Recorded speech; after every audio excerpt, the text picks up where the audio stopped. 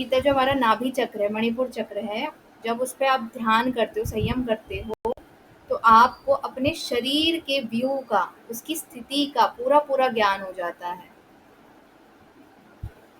ठीक है, जैसे इस शरीर का किस प्रकार संगठन हुआ, कौन सी धातु किस प्रकार कहाँ स्थित है, नाड़ियों का ज्ञान हो जाता है। ये सब किसके कारण है? ये सब नाभि चक्र में संयम करने से है।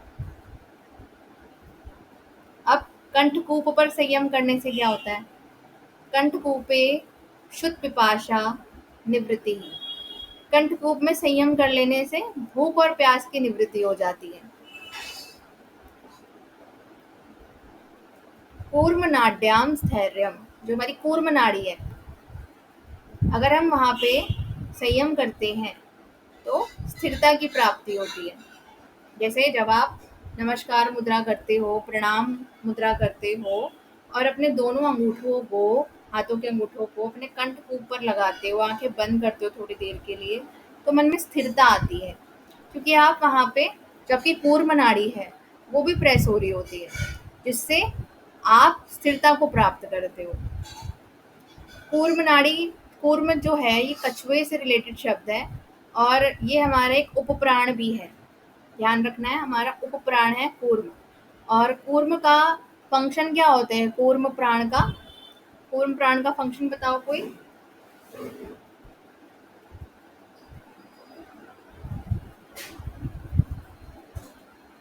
याद है किसी को?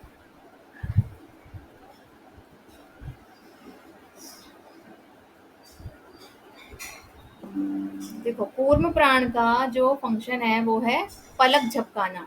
याद रखना है इसे। पेपर में ऐसे ही क्वेश्चंस पूछते हैं कि प्राण के फंक्शंस पूछ लेते हैं, मैचिंग में दे देते हैं, ये ध्यान रखना है।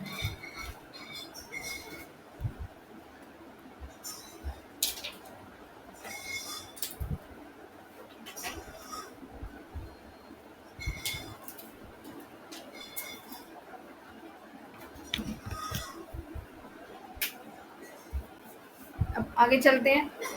मूर्ध ज्योतिषी सिद्ध दर्शनम।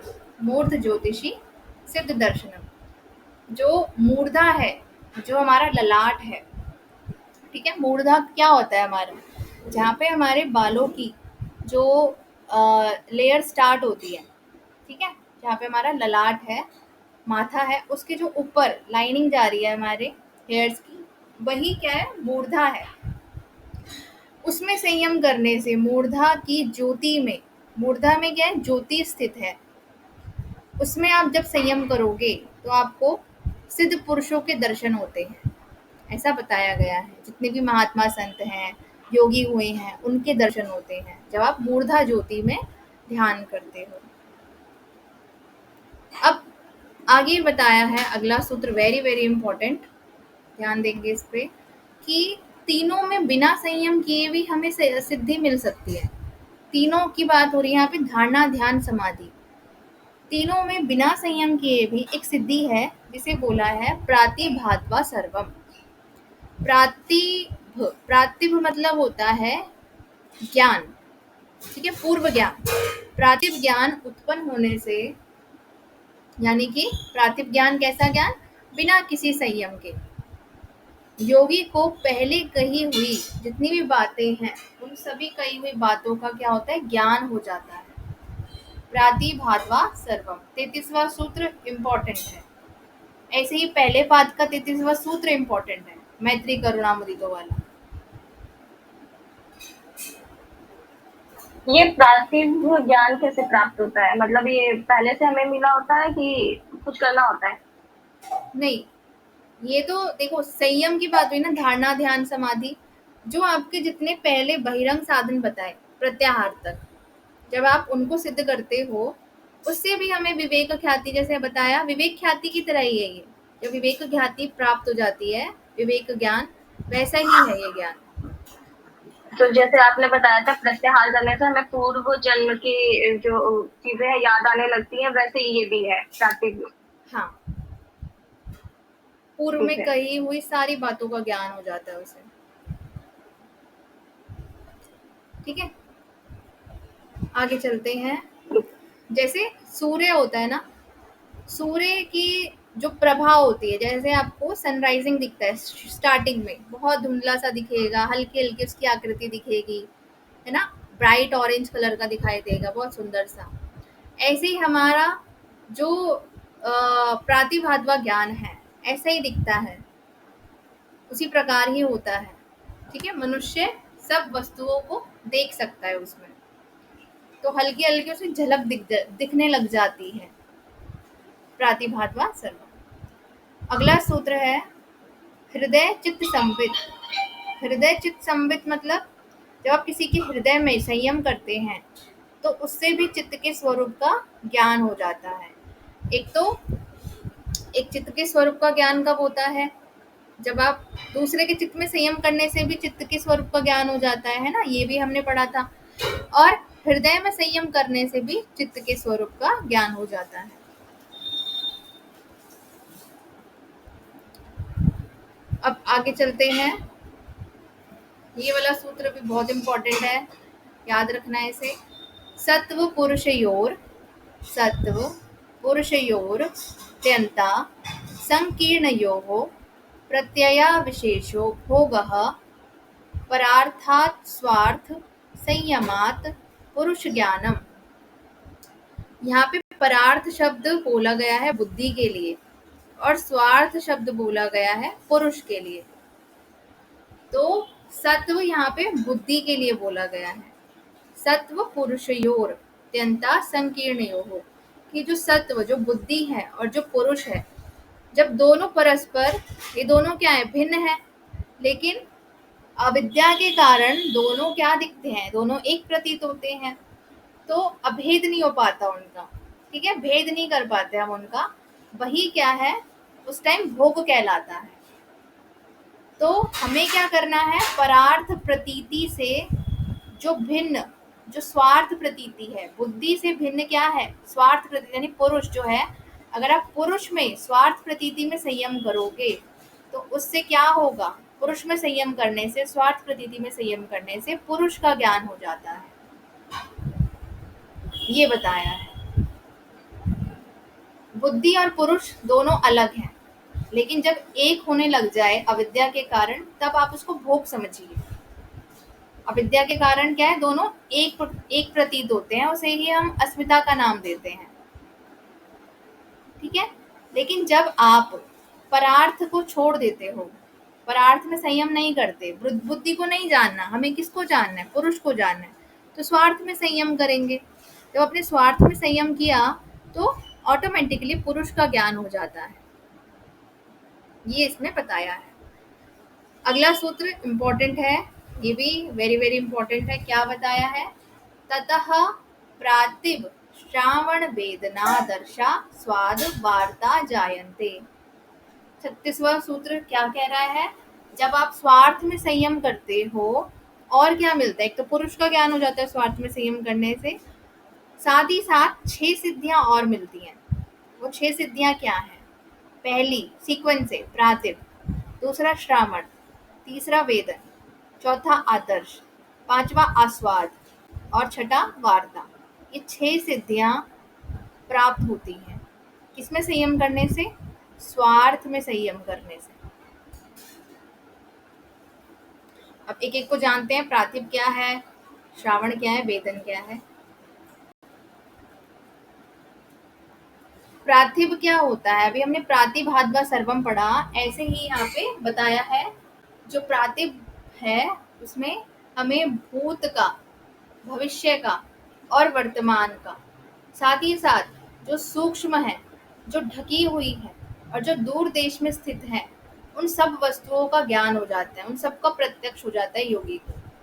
ये हुआ प्रातिभ का मतलब, भूत भविष्य का ज्ञान और साथ ही सूक्ष्म, ढकी हुई और दूर देश में स्थित वस्तुओं का ज्ञान। श्रावण में क्या होता है, हमें दिव्य शब्द सुनाई देने लगते हैं, उसकी शक्ति आ जाती है। वेदन में क्या होता है, दिव्य स्पर्श का अनुभव करने की शक्ति आ जाती है। आदर्श में दिव्य रूप का दर्शन करने की शक्ति आ जाती है। आस्वाद में इससे दिव्य रस का अनुभव करने की शक्ति आ जाती है। वार्ता में दिव्य गंध का अनुभव करने की शक्ति आ जाती है। ये यहाँ पे शक्तियां बताई हैं स्वार्थ में संयम करने से। प्रातिप श्रावण वेदन आदर्श आस्वाद वार्ता। लेकिन ये जो सिद्धियां मिलती हैं इनमें भी हमें वैराग्य नहीं करना है, जिसका लक्ष्य ही समाधि है। वह इन 6 सिद्धियों को भी उसे छोड़ना पड़ता है। ये 6 सिद्धि नहीं, सभी सिद्धियों को उसे त्यागना पड़ता है, क्योंकि यही सिद्धियां क्या करती हैं, उसके मार्ग में विघ्न हो जाती हैं। तो इन विघ्नों को दूर करने के लिए इन सभी सिद्धियों को छोड़ना पड़ता है। लेकिन जिसको ये सिद्धि चाहिए उसके लिए तो सिद्धियां ही कहलाएंगी, क्योंकि उसका व्युत्थान काल है। ते समाधा बुप्सर्गा व्युत्थाने सिद्धयः। ये जो 6 सिद्धियां हैं, 6 प्रकार की सिद्धियां हैं, उसमें समाधि की सिद्धि में क्या है, ये विघ्न है, और व्युत्थान में सिद्धियां हैं। यानी जिसको ये सिद्धि चाहिए उसके लिए तो ये आवश्यक रहेंगी कि हाँ, ये 6 सिद्धियां उसके लिए आवश्यक हैं। लेकिन जिसको समाधि की प्राप्ति है, करनी है, उसे ये क्या छोड़नी आवश्यक हो जाती है। नहीं तो वो अपने पद से भ्रष्ट हो जाता है अगर वो इन्हीं 6 सिद्धियों में फंसा रह जाता है और अपने लक्ष्य को प्राप्त नहीं कर पाता। अगला सूत्र, बंध कारण शैथिल्यात् प्रचार संवेदनाच चित्तस्य पर शरीरावेशा। दूसरे के शरीर में प्रवेश करने की सिद्धि कब मिलती है, जब आपके बंधन बंधन और जो कारण है ये जो दोनों ही शिथिल हो जाएं, शैथिल्य हो जाएं, तो क्या होता है, पर शरीरावेशा, दूसरे के शरीर में प्रवेश करने की शक्ति आ जाती है। जैसे आदि गुरु शंकराचार्य जी थे, उनको चैलेंज मिला था, जो उमा भारती थी, ठीक है, जब उन्होंने शास्त्रार्थ किया था उमा भारती से, तो उमा भारती ने उनको गृहस्थ जीवन धारण करने के लिए बोला था कि आप गृहस्थ जीवन को धारण कीजिए और अनुभव कीजिए। तो उस टाइम पे उन्होंने अपने शरीर को छोड़ा, आदिगुरु शंकराचार्य जी ने, और उन्होंने राजा के शरीर में प्रवेश किया। तो जब शरीर छूटता है, शरीर से जब आत्मा निकलती है, और उनके शरीर की रक्षा तो उनके शिष्यों ने करी ही थी, साथ ही जब आत्मा बाहर निकलती है, उनका चित्त जब बाहर निकला, तो साथ में इंद्रियां भी उन्हीं के साथ, मन बुद्धि इंद्रियां उसी चित्त के साथ जाती हैं। इस चीज का ध्यान रखना है, कभी भी चित्त अकेला नहीं जाता। तो जब ये जो पर शरीरावेशा की जो सिद्धि है, दूसरे के शरीर में प्रवेश करने की जो सिद्धि है, ये कब मिलती है, जब बंधन के कारण, जो बंधन के जितने भी कारण है जैसे कर्म, जब वो शिथिल हो जाएं, तनु हो जाएं, क्षीण हो जाएं, तब क्या होता है, चित्त की गति का भली भांति ज्ञान हो जाता है। आपको चित्त की भली भांति ज्ञान पता है। प्रचार संवेदनात् मतलब जब आपको पता है कि चित्त को किस प्रकार निकालना है, ले जाना है, गति करानी है, आपको उसका पूरा ज्ञान है। साथ ही आपने अपने बंधन के कारणों को भी शिथिल कर दिया है, निर्मल कर दिया है, स्वच्छ कर दिया है अपने कर्मों को।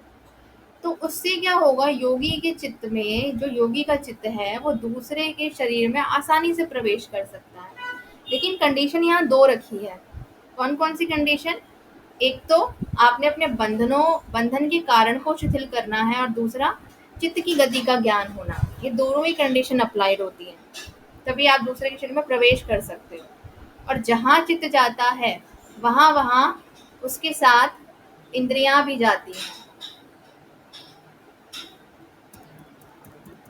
अब हम बात करेंगे मुख्य प्राण की, कि जब हम मुख्य प्राण में संयम करते हैं, अब यहाँ पे हम उदान प्राण और समान प्राण की चर्चा करेंगे आगे। उनके बारे में बताया कि जब आप उनमें संयम करते हो तो क्या क्या सिद्धि मिलती है। उदान जयाज जल पंक कंटकादिश वसंग उत्क्रांतिश्च। उदान वायु को जीत लेने से, जब आप उदान वायु में संयम करके उसे जीत लेते हैं, अपने अधिकार में ले आते हैं, तब क्या होता है, जल पंक कंटकादिशु, जल मतलब जल, पंक मतलब कीचड़, कंटक मतलब जितने भी कंकड़ आदि जो पदार्थ हैं उससे आपके शरीर का संयोग नहीं रहता, ना आपको जल डुबो सकता, ना कीचड़ आपको भिगो सकती। ठीक है, कीचड़ का भी कोई प्रभाव नहीं होगा, कंकड़ पत्थर भी अगर पड़े तो उससे कोई हानि नहीं होगी। ये सब किससे हो रहा है? ये सब हो रहा है उदान वायु को जीत लेने से। साथ ही क्या होता है, ऊर्ध्व गति होती है। उदान वायु हमेशा ऊपर की ओर गति करता है, तो ऊर्ध्व गति भी होती है, साथ में जल पंख कंटक आदि छू से भी आपका संयोग नहीं होता, ये ध्यान रखना है। पांचों प्राणों को पढ़ लेंगे आप, जहां समझ नहीं आएगा फिर पूछेंगे। प्राणों के बारे में जरूर पढ़ना है क्योंकि हर बार क्वेश्चन आ जाता है। अगला सूत्र समान वायु से है। समान जयाज ज्वलनम, समान वायु का कार्य है। समान में संयम करने से क्या होगा? शरीर में, योगी का जो शरीर होता है वो दीप्तिमान हो जाता है, उसकी जठराग्नि प्रदीप्त हो जाती है। और समान वायु का तो घनिष्ठ संबंध होता ही है हमारे मणिपुर चक्र से, तो जब आप उसमें संयम करोगे तो दीप्तिमान शरीर हो जाता है, जठराग्नि प्रदीप्त हो जाता है, शरीर पे कांति होती है। ठीक है, रोग नहीं होते। और योगी का शरीर जो होता है प्रकाशमान दिखाई देता है, अग्नि के समान दिखाई देता है। जठराग्नि प्रदीप्त होने से जितने भी आवरण होते हैं वो हट जाते हैं, ये यहाँ पे बताया है। अब आगे के सूत्र, श्रोताकाशयोः संबंध संयमात दिव्य श्रोतम। श्रोता, श्रोता मतलब कान, काशयोः आकाश, यानी कि श्रोत और आकाश में संयम करने से दिव्य श्रोतम, दिव्य शब्द सुनाई देते हैं। आपके जो श्रोत होते हैं वो दिव्य हो जाते हैं इस पर संयम करने से। श्रोत और आकाश, कान और आकाश में संयम करने से। फिर अगला सूत्र, काय काशयोः, काय मतलब शरीर, काशयोः मतलब आकाश। काया शरीर और आकाश में संयम करने से क्या होता है? संबंध संयमाल लघु तुल समापत्ते समापत्तिश्चा आकाश गमनम, कि शरीर और आकाश में संयम कर लेने से सिद्धि क्या प्राप्त होती है? एक तो आपका शरीर जो होता है लघु हो जाता है, रुई के समान बड़ा हल्का हो जाता है, और साथ ही आकाश में चलने की गति आ जाती है, आकाश में विचरण करने की गति आ जाती है। कब संयम करने से? शरीर और आकाश में। और यही आपने ऊपर पढ़ा, जब आप श्रोत यानी कि कान और आकाश में संयम करते हो तो दिव्य शब्द या दिव्य स्रोत हो जाते हैं आपके। आप किसी भी दिव्य सूक्ष्म से सूक्ष्म आवाज को सुन सकते हो बैठे बैठे, ये शक्ति आ जाती है। लेकिन यहाँ पे क्या है, आकाश में चलने की शक्ति आ जाती है, शरीर एकदम रुई की तरह हल्का हो जाता है, ये बताया है।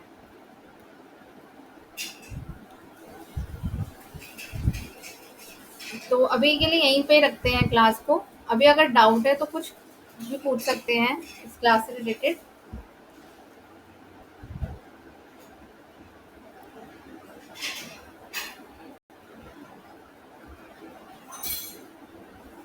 कोई डाउट है क्या?